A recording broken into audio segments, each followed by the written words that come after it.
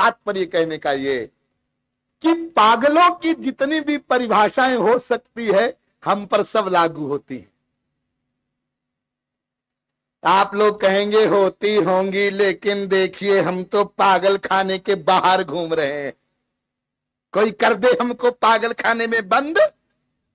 अरे ना ना, हम लोग पागल खाने के बाहर नहीं है, पागल खाने में ही है। क्यों? ये पंडाल पागल खाना है क्या कि जयपुर पागल खाना है? ना ना, ये पूरा मृत्यु लोक ही पागल खाना है। ये स्पिरिचुअल गवर्नमेंट का पागल खाना, 84 लाख प्रकार की योनियों का पागल खाना, बड़ा पागल खाना है। और इसमें हम लोगों को डाला गया है, एडमिट कराया गया है। किस लिए? इलाज के लिए। यहां हमारा इलाज चल रहा है और बड़े बड़े डॉक्टर्स आते हैं इस पागल खाने में। सूरदास, मीरा, कबीर, नानक, तुकाराम, ये हमारा इलाज करने का प्रयत्न करते हैं। और कभी कभी इस पागल खाने का जो मालिक है वो भी आता है राम रूप में, कृष्ण रूप में, देखने के लिए पागलों का क्या हाल चाल है। और जो पागल ठीक हो जाए उसको फिर पागल खाने में नहीं रखा जाता ना। देखिए, आपके परिवार का ही कोई व्यक्ति पागल हो जाए, शरीर रूप से अपने आप को नहीं जानता, माँ को, बाप को, भाई बहन को नहीं जानता, अंड बंड बोलता है, गाली बकता है, अंड बंड कर्म करता है, तो आप क्या करते हैं? आप स्वयं जाते हैं, अपने बाप को, बीबी को, भाई को, बहन को लेके पागल खाने खुद जाते हैं। और वहां के लोगों से, डॉक्टरों से निवेदन करते हैं, ये मेरा बाप है, हाँ इसको यहां रखो, और पैसा भी देंगे। पागल खाने वाले रख लेते हैं, वहां उनका ट्रीटमेंट चलता है। जब वो शरीर रूप से अपने आप को जान लेता है और सब कुछ समझने लग जाता है, तो पागल खाने से फोन आता है घर पर, आपका आदमी ठीक हो गया, इसको ले जाओ। फिर भी घर के लोग कहें नहीं वहीं रखो, दाल रोटी का प्रबंध है ना, वहीं रखो, यहां नहीं बुलाएंगे। तो पागल खाने वाले कहते ना अब यहां नहीं रखेंगे, अब इसका यहां काम नहीं, इसको ले जाओ। बस ठीक इसी प्रकार से ये जो स्पिरिचुअल गवर्नमेंट का पागल खाना है, इसमें जब कोई मनुष्य अपने आप को आत्म रूप से जान लेता है, ध्यान दीजिए, मैं आत्मा हूं, मैं जीव हूं, मेरा सब कुछ परमात्मा है, तो वो ठीक हो गया, ठीक हो गया, उसका पागलपन खत्म हो गया। तो भगवान उसको अपने लोक में बुला लेते हैं, बेटा तू अब इधर आ जा, अब तेरा वहां काम नहीं है। और वहां कभी कभी तुमको भेजेंगे भी तो पागलों का इलाज करने के लिए भेजेंगे। तो जो थोड़े ठीक ठाक पागल हैं, भगवान के शरणागत हो जाते हैं, उनसे अपने अपराधों की क्षमा मांग लेते हैं, उनको इस पागल खाने से रिहा कर दिया जाता है। और जो इतने बड़े पागल हैं कि अपने को पागल ही नहीं मानते, भगवान को ही गालियां देते हैं, महापुरुषों की निंदा करते हैं, वो इसी प्रकार से 84 लाख प्रकार की योनियों के पागल खाने में घूमते रहते हैं।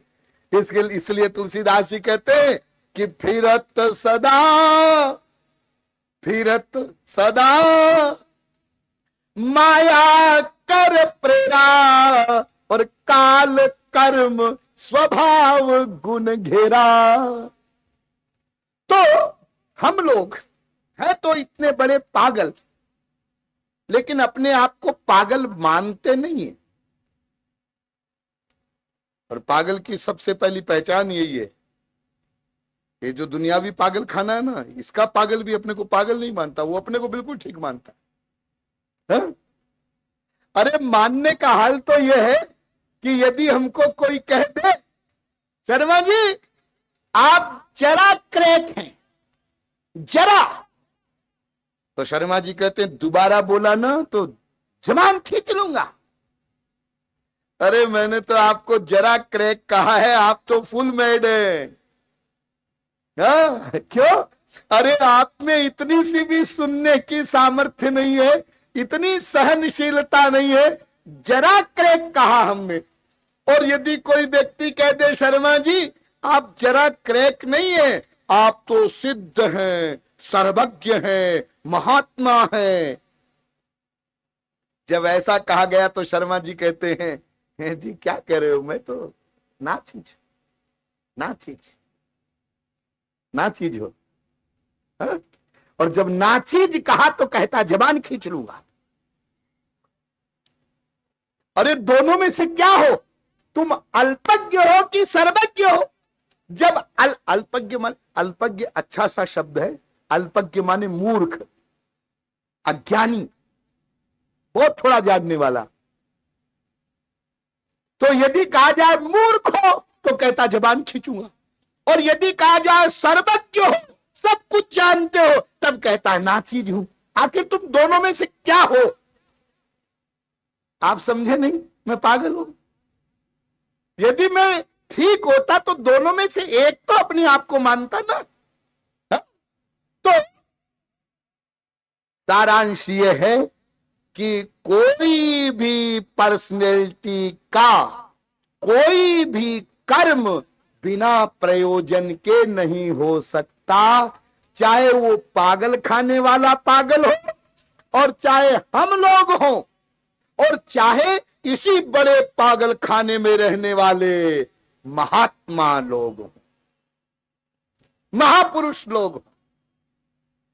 अरे ये महात्मा लोग हैं ना, महापुरुष, हाँ, ये भी पागल हैं।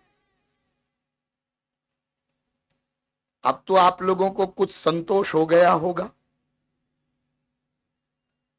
कि क्या प्रवचन दे रहे हैं स्वामी जी। और कई बहुत सारी हमारी माताएं बहनें जो आज पहली बार आई होंगी, भोली भाली माताएं, वो सोच रही होंगी कि हम तो आए थे, कोई प्रभु राम की चर्चा होगी, कोई कृष्ण लीला सुनाएंगे स्वामी जी, और ये क्या पागल पागल कर रहे हैं, पागल की तरह।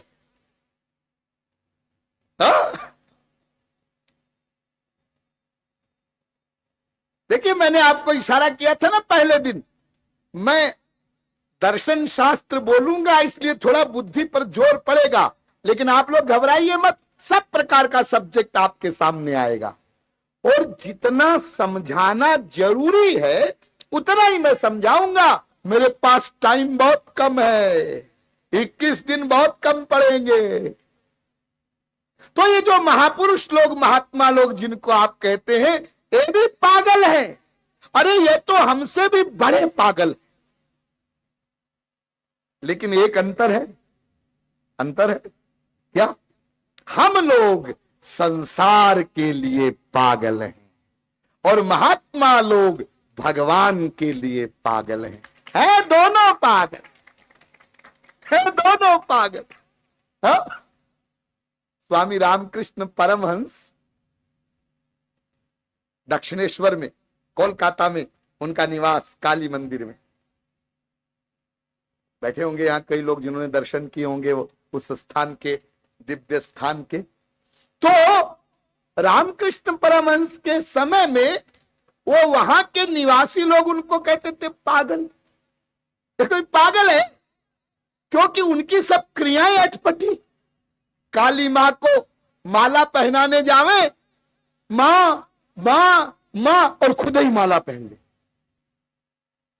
भोग लगावे मां के सामने और खुद ही खाने लग जाए। कभी नाच रहे हैं, कभी गा रहे हैं, कभी बेहोश पड़े हैं। तो वहां के निवासी कहने लगे कि ये कोई पागल है, कोई पागल है। रामकृष्ण परमहंस खुद स्वीकार करते थे, मैं पागल हूं और सारा संसार पागल खाना है।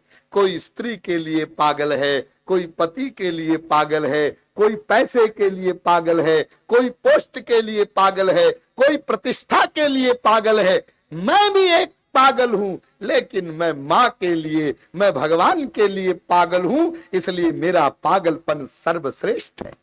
ऐसे पागल तुम भी बन जाओ।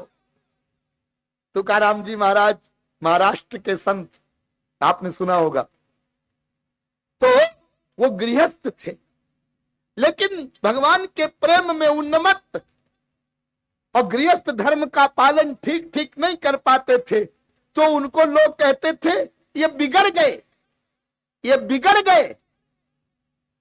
उसको मराठी में कहते हैं बिगड़ लो। तो तुकाराम जी कहते थे आमी बिगड़लो, तुम ही बिगड़ा ना, मैं भी बिगड़ गया, तुम भी बिगड़ जाओ। ऐसे ही महापुरुष लोग कहते हैं अरे स्त्री पति बाप बेटे रसगुल्ले के लिए क्यों पागल बन रहे हो, भगवान के लिए पागल बनो तो तुम्हारा पागलपन सदा के लिए ठीक हो जाए। अस्तु, कोई भी पर्सनैलिटी, कोई भी कर्म बिना प्रयोजन के नहीं कर सकती, और अनंत कोटि ब्रह्मांडों में 3 ही पर्सनैलिटी होती है, एक मायाधीन, एक मायातीत और एक मायाधीश। मायाधीन कौन? जो माया के अंडर में है, यानी हम लोग, यानी जीव। और मायातीत कौन? जो माया से अतीत हो गए, यानी महापुरुष लोग। और मायाधीश कौन? भगवान, जो माया का अधीश है, अध्यक्ष है। तो चाहे जीव हो, चाहे महापुरुष हो, चाहे भगवान हो, इन तीनों के ही कर्मों का कोई न कोई प्रयोजन होता है। भगवान भी कोई कर्म बिना प्रयोजन के नहीं करते, महापुरुष भी कोई कर्म बिना प्रयोजन के नहीं करते।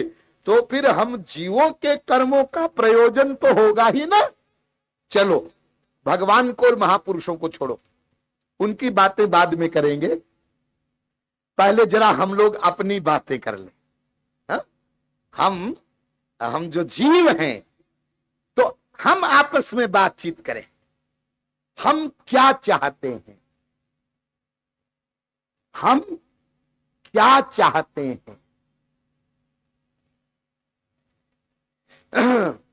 हमारा क्या एम है। देखिए, संपूर्ण विश्व के जितने जीव हैं, और जीव को क्यों कहो, केवल मनुष्य कहो, क्योंकि और जीव तो कुछ समझ नहीं सकते, मनुष्य समझ सकता है। तो जितने मनुष्य हैं उनके सामने केवल 2 प्रश्न हैं, तीसरा प्रश्न हो ही नहीं सकता। और उन 2 प्रश्नों का उत्तर यदि कोई समझ ले, कोई जान ले, हृदयंगम कर ले, तो सब शास्त्र वेद का ज्ञान उसने पा लिया। केवल 2 प्रश्न। कौन कौन से? एक प्रश्न यह है कि हम क्या चाहते हैं, और दूसरा प्रश्न यह है कि हम जो चाहते हैं वो हमको कैसे मिलेगा। बस। तो पहले प्रश्न को हम ले रहे हैं, हम क्या चाहते हैं, हमारा अल्टीमेट गोल क्या है, हमारा परम चरम लक्ष्य क्या है। यह ऐसा प्रश्न है, ऐसा प्रश्न है कि इस प्रश्न का उत्तर इतना लंबा है कि अनंत कोटि सरस्वती बृहस्पति अपनी अनंत शक्ति लगाकर अनंत काल तक इसका उत्तर लिखे तो कभी उत्तर समाप्त नहीं होगा। एक एक शब्द पर ध्यान दीजिए। क्यों? क्यों समाप्त नहीं होगा उत्तर? क्योंकि जीव अनंत हैं।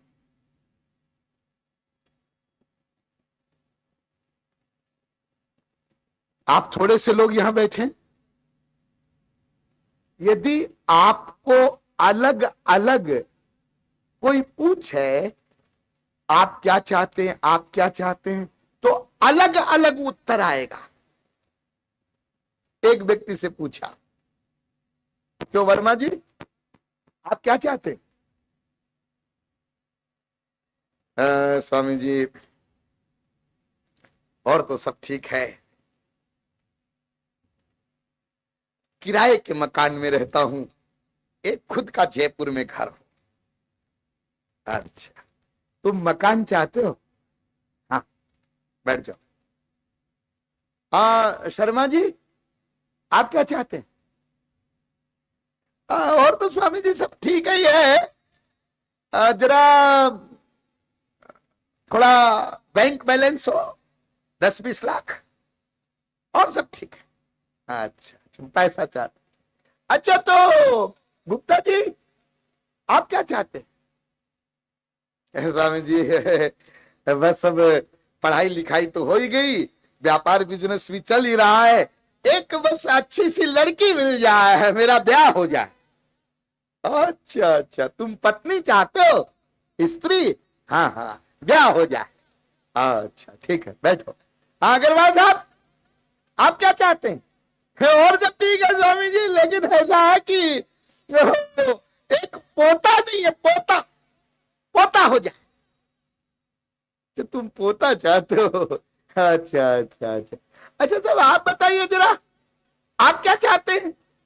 कुछ नहीं चाहता स्वामी जी, तंग आ गए अपनी बीबी से, तो इससे कब पिंड छूटेगा?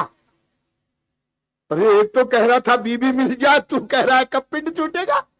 अरे कोई कोई ऐसा भी आपको मिल जाएगा जो ये कहेगा मैं तो केवल एक चीज चाहता हूं, ये मेरा पड़ोसी बदतमीज है, कब मरेगा? अच्छा तुम चाय चाहते हो, लो चलो एक कप चाय पियो। आधा घंटा हो गया, अब क्या चाहते हो? रसगुल्ला खाएंगे, लो खाओ। फिर आधे घंटे बाद पूछा, अब क्या चाहते हो? अब तो पूरा खाना ही, भूख लगाई, लो खाना खाओ। फिर थोड़ी देर बाद पूछा, आप क्या चाहते हो? अब जरा टीवी देखेंगे, अच्छा लो टीवी देखो। अब क्या चाहते हो? जरा घूमने जाएंगे, अच्छा जरा घूमो। अब क्या चाहते हो? अब जरा सोएंगे, लो। ये चाहने वाली बीमारी तुम्हारी बदलती जा रही है, स्थिर नहीं है। तो हम जीव अनंत हैं और हमारी जो चाह है वो परिवर्तनशील है, इसलिए हम क्या चाहते हैं, इस प्रश्न का उत्तर क्या आएगा? अनंत, अनंत, अनंत। इसलिए अनंत कोटि सरस्वती बृहस्पति अपनी अनंत शक्ति लगाकर अनंत काल तक लिखे तो भी उत्तर कभी समाप्त नहीं होगा। लेकिन ऐसा नहीं है, ऐसा नहीं है। सुनने में आपको लग रहा है ऐसा ही है, लेकिन ऐसा नहीं है। फैक्ट ये है कि अनंतानंत ब्रह्मांडों के अनंतानंत कर्मों का केवल एक एम है, केवल एक। यानी हम क्या चाहते हैं, इस प्रश्न का उत्तर एक वाक्य में आएगा ना, ना एक शब्द में आएगा, और अभी 15 मिनट में आपके सामने आएगा। बस पूरी बुद्धि लगाकर सुनेंगे। और हम लोग क्या चाहते हैं, हमारा लक्ष्य क्या है, हमारा एम क्या है, इस प्रश्न का उत्तर जानने के लिए पहले हम वेदों शास्त्रों में नहीं जाएंगे, बाद में जाएंगे। आप एक छोटे से बालक के पास जाइए, तो बालक अभी 5 साल का है। 5 साल का बालक आपके प्रश्न का उत्तर देगा। पूछिए आप उससे, बेटा तुम क्या चाहते हो? तो छोटा सा बच्चा है ना, अभी वो पहली क्लास में पढ़ता है। बच्चा कहता है, अंकल जी मैं ये चाहता हूं परीक्षा में पास हो जाऊं। देखिए, एक छोटे से बालक ने भी अपना एम बना रखा है, परीक्षा में पास हो जाऊं। क्यों बेटा? अगला प्रश्न पूछो, परीक्षा में पास होना क्यों चाहते हो? हाँ, मुझे अगली कक्षा में एडमिशन मिल जाएगा। अच्छा, अगली कक्षा में एडमिशन क्यों चाहते हो? इसलिए कि एक एक क्लास करके एक दिन में बीए हो जाऊंगा, एमए हो जाऊंगा। अच्छा बेटा, एक बात बताओ, तुम ये बीए एमए करना क्यों चाहते हो?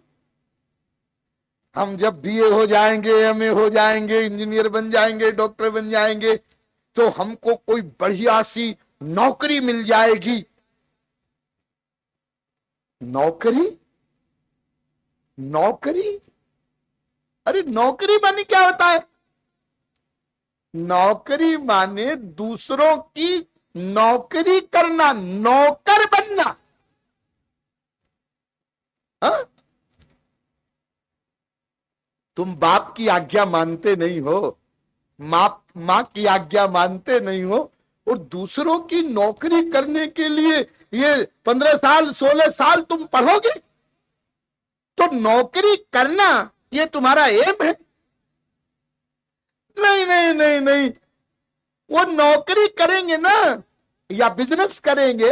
हाँ हाँ, अरे बिजनेस में भी तो नौकरी है, वो जरा अलग प्रकार की नौकरी है। हाँ? जो बिजनेसमैन होता है वो भी दुकान पर बैठा रहता है, तो यही तो करता है, हाथ जोड़ के, आइए आइए हम आपके सेवक हैं। हाँ? अरे ग्राहक तो हमारा भगवान है। तो ये नौकरी, ये बिजनेस, ये क्यों? ये क्या तुम्हारा एम है, नौकरी या बिजनेस? नहीं नहीं नहीं नहीं, ये एम नहीं है। तो ये नौकरी से, बिजनेस से, इससे हमको रुपया मिलेगा। अच्छा अच्छा अच्छा, तो तुम रुपया चाहते हो, पैसा। हाँ हाँ, ये रुपया क्यों चाहते हो? रुपया क्यों चाहते हैं? वो छोटा सा बच्चा बोलता है, रुपया रुपया हमारे पास होगा तो हम जो चाहे सामान खरीदेंगे। अभी तो मम्मी पापा से मांगना पड़ता, 2 रुपया 5 रुपया, और फिर हमारे पास जब रुपया होगा, हजारों रुपया होगा, तो चॉकलेट का एक ट्रक खरीद लूंगा। हा? सामान खरीदेंगे। अच्छा अच्छा अच्छा, तो रुपए से तुम सामान खरीदोगे। हाँ, क्या सामान खरीदोगे? मैंने आपको पहले दिन बताया था ना, भूले ना होंगे आप लोग, अनंत कोटि ब्रह्मांडों में कुल जमा टोटल 5 प्रकार का सामान होता है। कुछ सामान देखने के, कुछ सुनने के, कुछ सूंघने के, कुछ रस लेने के, कुछ स्पर्श करने के, छठा कोई सामान नहीं है। और इन 5 प्रकार के सामानों को ग्रहण करने के लिए भगवान ने हमको 5 ज्ञानेंद्रियां दी है। तो उस रुपए के द्वारा वो सामान खरीदना चाहता है। अब फिर उस बच्चे से पूछिए, एक बात बताओ बेटा, ये सामान तुम क्यों चाहते हो? बच्चा कहता है, सामान क्यों चाहता हूं मुझे पता नहीं, लेकिन जब हमारे पास खूब सारा सामान होगा और उसका जब हम उपभोग करेंगे तो उससे हमको मजा आएगा। ध्यान दीजिए, मजा आएगा। मेरे घर में छोटा सा कलर टीवी है, जब बड़ा वाला टीवी आ जाएगा प्लाज्मा, और उसमें जब मैं कार्टून देखूंगा तो मजा आएगा।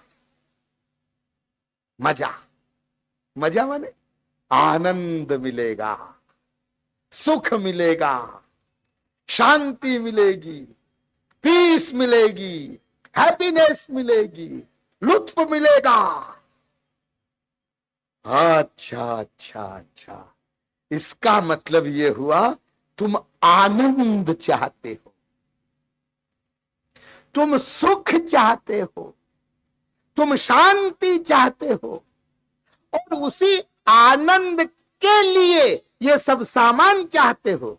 हाँ, और सामान के लिए रुपया चाहते हो, और रुपए के लिए नौकरी चाहते हो, बिजनेस चाहते हो, इसके आगे आप क्वेश्चन मार्क करते जाइए। ऐसा क्यों चाहते हो, ऐसा किस लिए चाहते हो, ऐसा क्यों चाहते हो, तो अंत में सारे उत्तर पहुंच जाएंगे। आनंद के लिए, सुख के लिए, शांति के लिए। अब आप एक काम करें, इस बालक को छोड़ दें। ये बालक तो भोला भाला अबोध बच्चा है। विश्व के किसी भी कोने में जाइए, England, America, Russia, China, India, Kashi, Vrindavan, Ayodhya, कहीं भी जाइए, और जिस व्यक्ति को आप महान बुद्धिमान समझते हैं या साधारण बुद्धि वाला समझते हैं, उससे आप यही प्रश्न करिए, आप क्या चाहते हैं, आप क्या चाहते हैं? और वो जो उत्तर दे, उसके आगे ये क्वेश्चन मार्क लगा दो। ऐसा आप क्यों चाहते हैं, ऐसा आप किस लिए चाहते हैं? अरे एक एग्जाम्पल दें आपको। आज दुनिया में सबसे शक्तिशाली राष्ट्र कहलाता है अमेरिका। वहां के लोग भी समझते हैं हम बड़े बुद्धिमान हैं, हा? अमेरिका के राष्ट्रपति, वहां के प्रथम नागरिक, जरा बुश साहब से प्रश्न करो, बुश साहब आप क्या चाहते हैं? ये इतने प्रकार के एटम बम, रॉकेट्स, मिसाइलें, हथियार बनाते जा रहे हो। पहले तो दो देशों में कंपटीशन था, रशिया अमेरिका।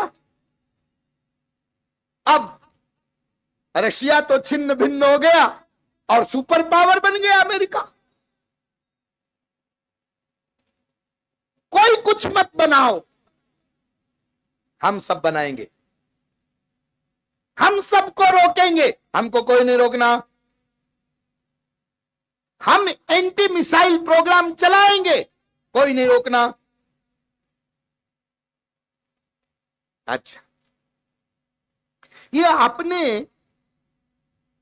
अरबों खरबों डॉलर खर्च करके जो अनेक प्रकार के बम बनाए हैं, रॉकेट बनाए हैं, मिसाइलें बनाई है, इससे क्या होगा? इससे क्या हो सकता है? आप जानते होंगे, पूरी दुनिया का कई बार विनाश किया जा सकता। इतने हथियार उनके पास हैं। सब आप क्यों कर रहे हैं? क्यों आप इराक पर अटैक करते हैं? क्यों आप अफगानिस्तान पर अटैक करते हैं? क्यों आप ईरान पर अटैक करना चाहते हैं? क्यों आप कोरिया को दबाना चाहते हैं? क्या बात है? तो जानते हैं बुश साहब क्या उत्तर देंगे? हम ये सब इसलिए कर रहे हैं विश्व शांति, विश्व में शांति हो जाए, इसलिए अशांति के उपकरण बना रहे हैं। देखो, विश्व शांति कैसे हो सकती है ये मालूम नहीं है, विश्व शांति का उपाय क्या है, लेकिन फिर भी वो लोग भी तो शांति ही चाहते हैं। विनाश का सामान तैयार करने का उद्देश्य, एटम बम बनाने का उद्देश्य भी वो कहते हैं हम शांति चाहते हैं, शांति चाहते हैं, सब लोग आराम से रहे, हम ये चाहते हैं। अतएव सब प्रश्नों का उत्तर अंत में यहां पर आकर केंद्रित हो गया, हम आनंद चाहते हैं। ठीक, अब एक प्रश्न और करो, बड़ा मार्मिक प्रश्न। क्यों जी, आप ये आनंद क्यों चाहते हैं?